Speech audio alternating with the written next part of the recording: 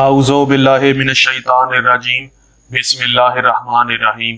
سامعین اور ناظرین، پہلے ہم آپ کو سارا رمضان باجماعت نماز تراویح کی بدعت سہا ستہ اور غیر شیعہ کے ہاں مستند اور معتبر کتب کا درجہ رکھنے والی کتب سے دکھا چکا ہوں۔ پھر میں نے آپ کو سارا سال نماز فجر کی اذان میں بدعتی کلمات انہی کی کتب مذکورہ سے دکھائے۔ اب میں آپ کے سامنے سہا ستہ سیریز کی مشہور و معروف کتاب سنن نسائی کا حوالہ پیش کرنے لگا ہوں، جسے ابو عبد الرحمن احمد بن شعیب نسائی نے لکھا ہے اور اس کا ترجمہ خورشید حسن قاسمی نے کیا ہے، اور یہ مکتبۃ العلم اردو بازار لاہور سے چھپی ہے۔ جلد اس کی 1 صفحہ نمبر 531 ہے، اور جمعۃ المبارک کی کتاب میں باب اذان جمعہ سے متعلق احادیث میں حدیث نمبر 1396 کے ذیل میں لکھا ہے کہ حضرت سائب بن یزید رضی اللہ تعالی عنہ سے روایت ہے کہ تیسری اذان کا حکم حضرت عثمان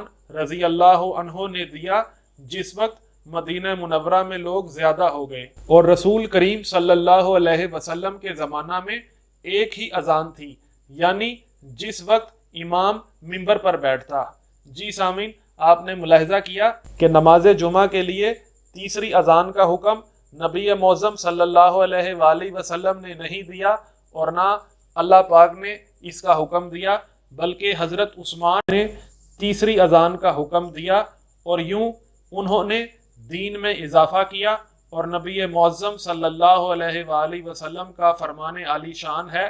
کہ دین میں اضافہ بدعت ہے